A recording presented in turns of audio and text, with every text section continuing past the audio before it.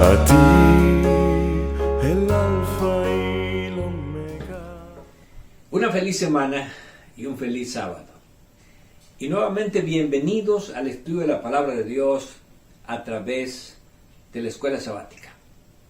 Esta semana tenemos un tema muy importante que tiene que ver con la obra del Mesías en el libro de Isaías. Y como ya hemos venido viendo, el profeta Isaías viene preparando el camino para que finalmente llegue al clímax de la obra del Mesías. Y como ya vimos en el capítulo 7, él comienza describiendo el nacimiento milagroso del Mesías a través de una virgen. En el capítulo 9, él presenta al Mesías como Dios, con las características de Dios, como un Dios eterno, como un Padre eterno, como un príncipe de paz. En el capítulo 11, el profeta Isaías describe el origen del Mesías. Él es de la raíz o de la descendencia de David y presenta también el establecimiento del reino del Mesías y la forma como ese reino mesiánico vendrá a transformar al mundo.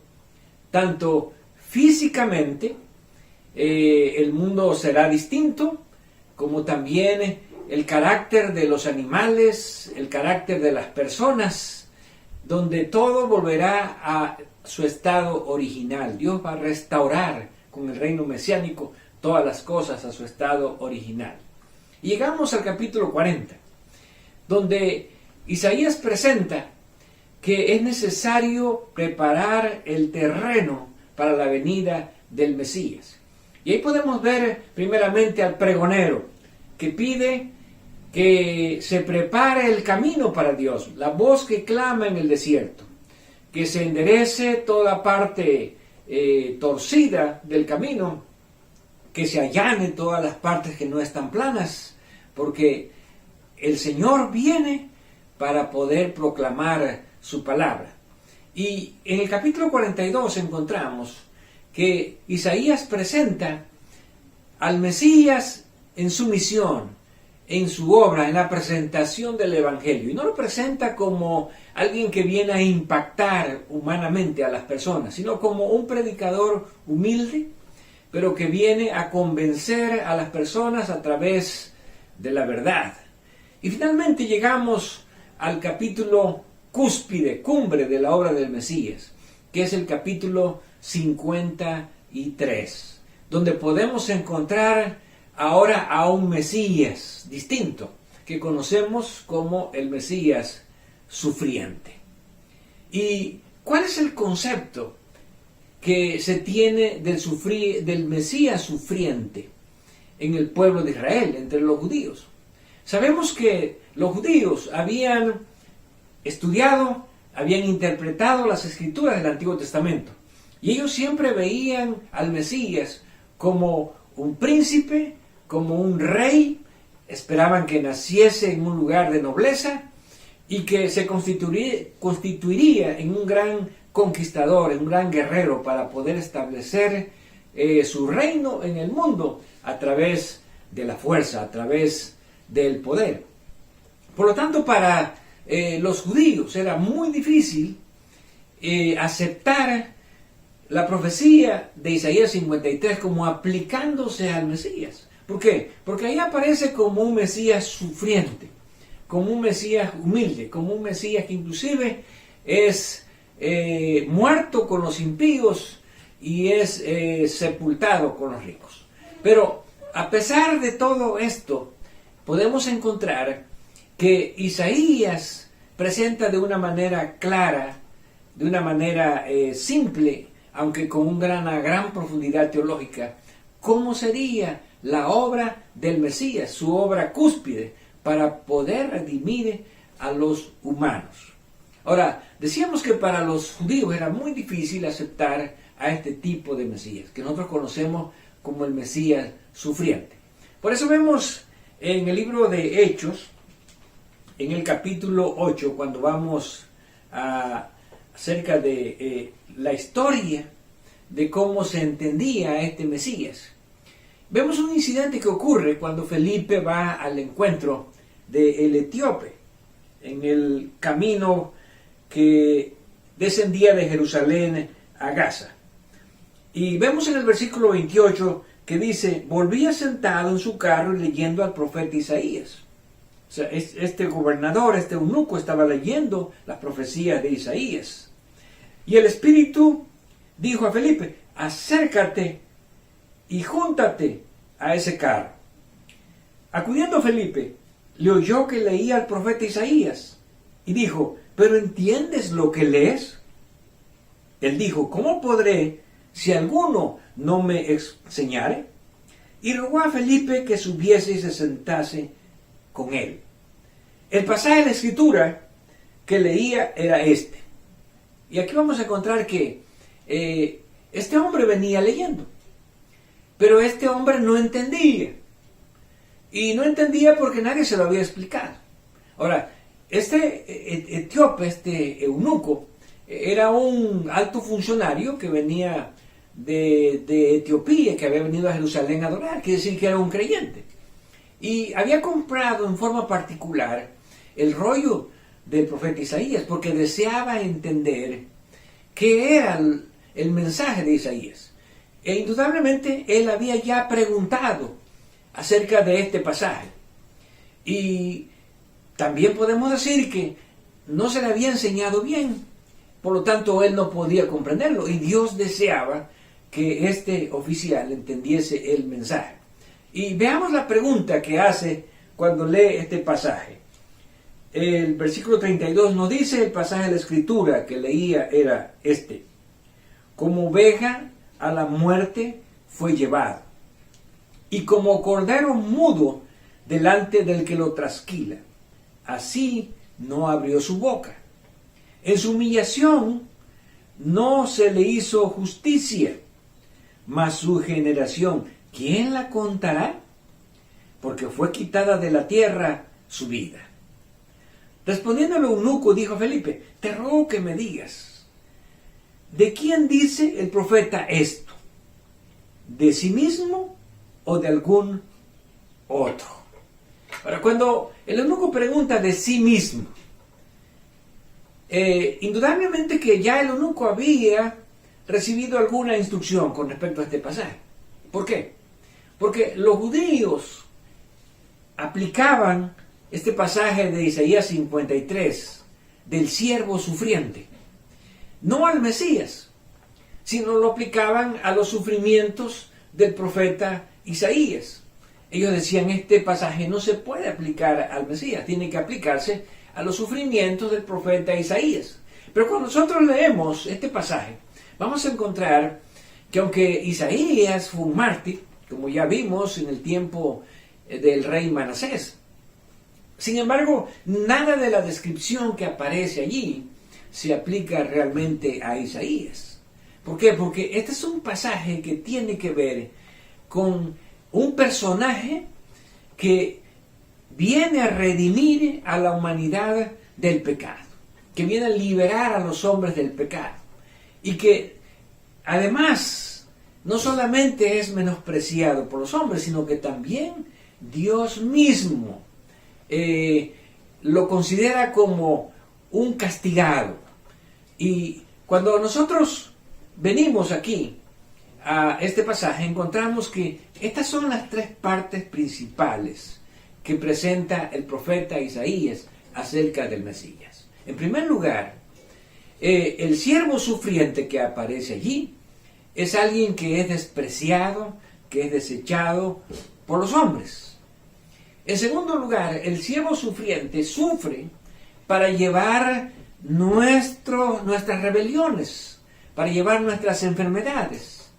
Y en tercer lugar, el siervo sufriente también, Dios le pone a él el pecado de toda la humanidad. Ahora, esto no se puede aplicar al profeta Isaías. Y vamos a considerar esta parte en el capítulo 53 del libro de Isaías, donde comenzamos leyendo el versículo 1. ¿Quién ha creído a nuestro anuncio? ¿Y sobre quién se ha manifestado el brazo de Jehová? Notemos que el pasaje de Isaías comienza diciendo de que realmente nadie iba a creer, o pocas personas iban a creer lo que se iba a decir aquí acerca del siervo sufriente. Por esa razón, el mismo profeta Isaías profetizó que los mismos judíos no iban a aceptar lo que se estaba presentando aquí acerca de ese siervo sufriente. Y dice el versículo 2, subirá cual renuevo delante de él, y como raíz de tierra seca. No hay parecer en él, ni hermosura. Le veremos, mas inatractivo, para que le deseemos. Ahora, ¿por qué este siervo sufriente no iba a tener aceptación entre el pueblo de Dios? Bueno, lo primero que se presenta aquí es que iba a subir como un renuevo. Bueno, la descripción que se hace en hebreo acerca de el renuevo, podemos decir que es una vara que sale después de que han cortado un árbol. Generalmente cuando un árbol lo cortan hasta la parte inferior del tronco, de las raíces surge algún vástago, un renuevo. Y esos vástagos para las personas no son buenos. ¿Por qué? Porque simplemente el árbol principal ya fue cortado y pues no se puede esperar mucho de un vástago que sale, de un retoño que sale de ese árbol que fue cortado. Ahora, por otro lado, también se lo presenta como un renuevo de tierra seca. Bueno, cuando hablamos de un renuevo de tierra seca, estamos pensando que un renuevo que nace en medio de la tierra seca, tampoco se espera que se convierta en un gran árbol o que sea un árbol frondoso. Por lo tanto, cuando las personas ven tanto a ese vástago que sale de las raíces y que ese vástago sale entre la tierra seca, entonces dice el profeta, no hay parecer en él, no hay hermosura. O sea, la gente no se siente atraído hacia ese tipo de renuevo. ¿Por qué? Porque no se espera que se va a convertir en un gran árbol.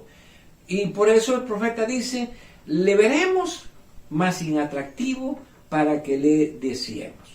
En otras palabras, cuando Jesús aparece en el mundo del judaísmo, no era la imagen que los judíos estaban esperando del Mesías.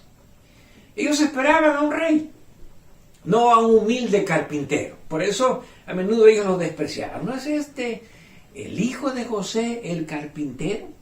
Así que la profecía de Isaías se estaba cumpliendo en Jesús de la manera en que se estaba presentando.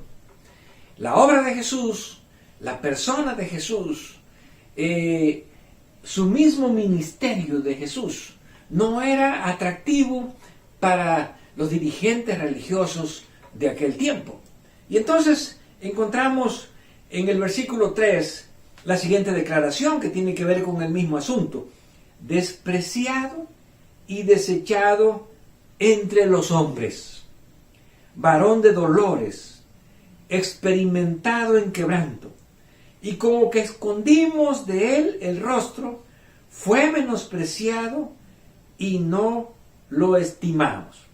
Aquí vemos una descripción que se refiere no tanto ya al ministerio de Jesús, sino al momento en que Jesús llegó para consumar la obra que había realizado, que fue el momento de la cruz. Ahora, en ese momento crítico, cuando Jesús fue llevado ante Pilato, y Pilato lo presenta a Jesús como un hombre que él no veía que realmente hubiera cometido un delito como para ser crucificado. El pueblo de Dios, el pueblo de Israel, lo desechó. prefirió a un criminal. Prefirieron liberar a Barrabás, que era un criminal, antes de liberar a Jesús, que realmente era un hombre bueno y cuya obra era solamente ayudar y era sanar y predicar el Evangelio de Dios. Pero no era aceptado. ¿Por qué? Porque no era la figura del Mesías que ellos esperaban. Por eso dice el profeta, como es que escondimos de él el rostro. En otras palabras, el pueblo le volteó el rostro a Jesús. Y por eso fue despreciado, como dice el texto, y fue desechado. Y se le considera ahora como un varón de dolores. ¿Por qué? Porque la muerte de Jesús fue una muerte realmente cruel. Fue una muerte realmente dolorosa, experimentado en quebranto. ¿Por qué? Porque Jesús mismo, cuando estaba a punto de morir y previendo todo lo que le venía con la muerte en la cruz, Jesús mismo se desanimó. Y recordemos que Él les dijo a sus discípulos, mi alma está muy triste hasta la muerte. Y le pidió a sus discípulos que oraran. Y le dijo a Dios, Padre, si es posible, pasa de mí esta copa. Quiere decir, pasa de mí esta experiencia amarga de la cruz. Yo no quiero sufrir. Jesús sabía lo que era la cruz. Los romanos acostumbraban a matar a los criminales en esa muerte horrible, horripilante de la cruz. Y Jesús, conociendo eso, en su naturaleza humana, Jesús también se quebrantó. Y por eso Isaías dice, es un varón de dolores. ¿Por qué? Porque su muerte fue una muerte muy cruel. Y es un varón que tuvo la experiencia del quebranto, del desánimo, de no querer pasar por esa muerte tormentosa de la cruz. Sin embargo, la obra de Jesús, aunque fue una obra de sufrimiento, de dolor, en el versículo 4 se le da un giro para presentar el lado positivo del sacrificio de Jesús. Ahora, ¿cuál es el lado positivo del sacrificio de Jesús? Ciertamente, llevó en nuestras enfermedades y sufrió nuestros dolores. Cuando se habla aquí que Jesús llevó nuestras enfermedades, bueno, a medida, cuando se refiere a enfermedades, se refiere a las debilidades propias de la humanidad. Ahora, recordemos que aunque Jesús no nace con una naturaleza pecaminosa, porque Jesús no tiene la tendencia al pecado, hacia lo malo, Jesús sí nace con una naturaleza humana. Y como humano que Jesús era, tuvo que sufrir todas las penas, todos los sufrimientos que le toca sufrir a los seres humanos. Por eso vemos aquí que Él lleva nuestras enfermedades y Él sufre también nuestros dolores. Y nosotros le tuvimos por azotado, por herido de Dios y abatido. Ahora, para muchos judíos del tiempo de Jesús, el hecho de que Jesús estuviese siendo crucificado, e inclusive el hecho de que cuando Jesús murió ocurrieron muchos fenómenos naturales que parecían presentar la desaprobación de Dios, representaba para muchas personas que Dios estaba castigando a Jesús porque Él se hizo llamar el Hijo de Dios. Y que a través de estos fenómenos naturales que ocurrieron con la muerte de Jesús, entonces Dios estaba manifestando su desagrado a Jesús por causa de haberse llamado Hijo de Dios. Así que los mismos judíos tuvieron a Jesús como que Dios lo estaba castigando, como que Dios lo estaba abatiendo por haberse llamado el Hijo de Dios. Sin embargo, el versículo 5 presenta que a pesar de esa imagen que muchos tienen de Jesús, realmente la obra de Jesús era una obra distinta.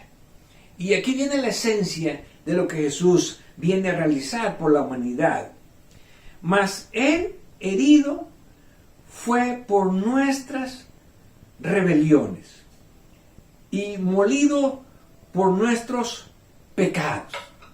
Aquí encontramos una declaración muy importante que tiene que ver con resolver el problema del pecado. Jesús fue herido por nuestras rebeliones. Cuando nosotros vamos al santuario, a Levítico 16, y los pecados que se expiaban allí en el santuario, en el día de la expiación, encontramos que ahí se mencionan 4 tipos de pecados. Encontramos los peshá, que eran los pecados más ofensivos a Dios, y que a menudo se traducen como transgresiones o como rebeliones. Esa era la forma más grave del pecado, los peshá. Después viene la siguiente forma, que es el amón. El amón se traduce como las iniquidades. Y la iniquidad es la maldad que hay dentro del hombre. Nosotros pecamos porque hay iniquidad en nosotros. Inclusive a los seres humanos nos gusta el pecado. A la naturaleza humana le gusta el pecado.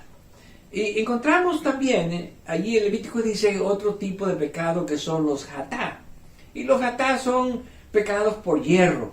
Cuando una persona quiere hacer lo bueno, pero finalmente termina haciendo lo malo. Y finalmente los tuma, que eran los pecados de impureza. Sin embargo, cuando venimos aquí a Isaías, nosotros vamos a encontrar que solo se mencionan 2 tipos de pecados. Y son los pecados más graves. Herido fue por nuestros peshá, por nuestras rebeliones. Lo cual quiere decir que la gravedad de nuestro pecado por el cual Jesús vino a morir era una gravedad de rebelión, un pecado de rebelión. Nosotros nos rebelamos contra Dios. Nosotros sabíamos lo que Dios quería de nosotros y sin embargo nosotros decidimos ir en contra de la voluntad de Dios. Y también en la segunda parte, aunque aquí se traduce como pecado, el hebreo dice que molido fue por nuestras iniquidades. Así que Jesús murió también por aquellos pecados que nosotros hacemos a causa de nuestra naturaleza pecaminosa y muchas veces los pecados que a nosotros nos gusta realizar. En otras palabras, cuando vemos a Jesús sufriendo, teniendo que llevar todo ese dolor, Jesús lo hace por los pecados más graves de la humanidad. Los pecados de los cuales indudablemente nosotros somos culpables, nosotros somos responsables, por los cuales nosotros deberíamos de pagar. Y luego dice, el castigo de nuestra paz fue sobre él. ¿Por qué el castigo de nuestra paz? Porque nosotros, dice Pablo, éramos enemigos de Dios. Porque no es porque Dios estuviera enojado contra la humanidad, sino porque el pecado hace separación entre nosotros y nuestro Dios, como dice Isaías. Entonces, nosotros no estábamos reconciliados con Dios. Entonces, esa paz que nos hace que ahora estemos en armonía con Dios, en reconciliación con Dios, es el castigo que Jesús tuvo que llevar para poder ofrecernos esa paz. Ahora estamos en paz con Dios. Ahora ya no somos enemigos de Dios. Ahora somos hijos de Dios. Y la última frase, por su llaga, lo cual significa por su herida que Jesús recibe, que es la herida mortal que lo lleva finalmente a la tumba, a la muerte. A causa de ese sacrificio, nosotros fuimos curados, nosotros fuimos sanados. ¿Por qué? Porque Jesús solamente podía ofrecer el perdón de los pecados nuestros por su muerte. ¿Por qué? Porque sin derramamiento de sangre no hay perdón o no hay remisión de pecados, como decía la ley levítica. Por lo tanto, a fin de que los hombres pudiésemos ser sanados del pecado, recibir el perdón del pecado, Jesús tuvo que morir, que ofrecer su propia vida en sacrificio para poder redimirnos del pecado. El versículo 6 nos presenta el hecho de que Dios mismo tuvo que poner sobre Jesús el peso la carga del pecado. Ahora, cuando Dios pone este peso, esta carga del pecado sobre los hombros de Jesús, Jesús siente que el pecado lo ha separado de Dios. Y por eso cuando Jesús está muriendo en la cruz, Él clama a gran voz y dice, Elí, Elí, lama sabactani, lo cual significa, Dios mío, ¿por qué me has desamparado? En otras palabras, el pecado, como dice Isaías, produce separación entre nosotros y nuestro Dios. Y por eso cuando se presenta en el versículo 6, todos nosotros nos descarriamos como ovejas, cada cual se apartó por su camino, mas Jehová cargó en él el pecado de todos nosotros. Dios cargó en Jesús el pecado o los pecados de toda la humanidad. Jesús tuvo que llevar sobre sus hombros el pecado de todos los seres humanos. Y esto es algo realmente grave, porque si nosotros mismos a menudo no podemos con nuestros propios pecados, ¿cómo podríamos cargar con los pecados de toda la humanidad? Por eso cuando vemos a Jesús en su muerte, encontramos que lo que realmente mató a Jesús no fue tanto las heridas que había recibido, no fueron tantas las heridas de los clavos que tenía en sus manos y en sus pies, sino lo que realmente mató a Jesús fue la angustia física que él tenía por sentirse separado de Dios a causa del pecado y por la carga del pecado que Dios había puesto sobre él. Fue el peso de la carga de la humanidad, el peso del pecado que Dios puso sobre Jesús, lo que hizo que Jesús muriera en la cruz. Y finalmente el versículo 7 dice, angustiado y afligido, no abrió su boca, como cordero fue llevado al matadero, como oveja delante de sus trasquiladores enmudeció y no abrió su boca. Por cárcel y por juicio fue quitado, y su generación, ¿quién la contará? Porque fue cortado de la tierra de los vivientes, y por la rebelión de mi pueblo fue herido. Y se dispuso con los impíos su sepultura, mas con los ricos fue en su muerte, aunque nunca hizo maldad, ni hubo engaño en su boca. Con todo esto Jehová quiso quebrantarlo, sujetándolo a padecimiento. Cuando haya puesto su vida en expiación por el pecado, verá linaje, vivirá por largos años, y la voluntad de Jehová será en su mano prosperada. Verá el fruto de la aflicción de su alma, y quedará satisfecho. Por su conocimiento justificará mi siervo justo a muchos, y llevará las iniquidades de ellos. Estos últimos versículos describen lo que ya hemos explicado. La obra de Jesús fue una obra de expiación. Fue una obra para venir a quitar el pecado del mundo. Y en esa obra de expiación Jesús tuvo que experimentar todo el sufrimiento, todo el quebranto, todos los dolores que se presentan aquí, tanto el desprecio de los hombres como también el castigo de Dios.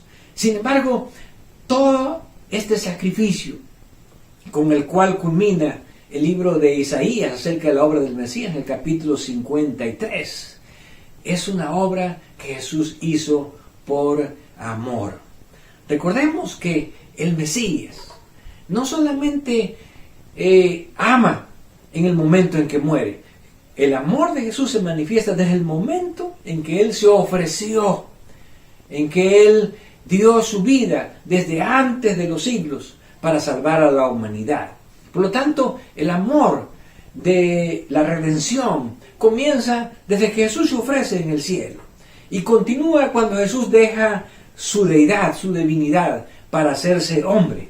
Y cuando Jesús tiene que llevar un ministerio humilde como siervo de Dios, como siervo de los hombres. Y ahora cuando Jesús se somete como un cordero manso y humilde a la muerte, teniendo que llevar todo el sufrimiento para poder salvar a su pueblo, para poder redimir a los seres humanos. Y cuando nosotros pensamos en este sacrificio, deberíamos de ver ¿Cómo es posible que nosotros podamos rechazar este amor tan grande que Jesús tuvo por nosotros? ¿Cómo podríamos rechazar este sacrificio tan grande por mí?